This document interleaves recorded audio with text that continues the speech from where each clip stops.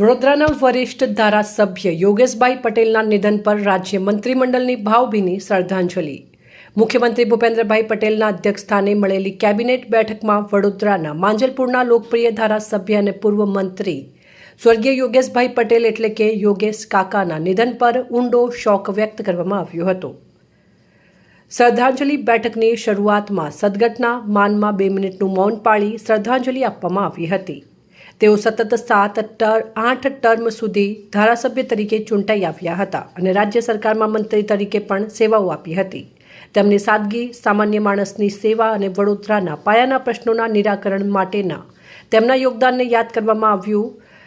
શિવભક્ત એવા યોગેશ કાકાએ વડોદરાને શિવનગરી તરીકે નવી ઓળખ આપવામાં મહત્વપૂર્ણ ભૂમિકા ભજવી હતી.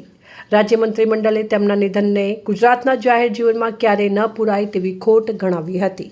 અહેવાલ અલ્પેશસિંહ વાઘેલા, અજોડ આવાઝ, બનાસકાંઠા.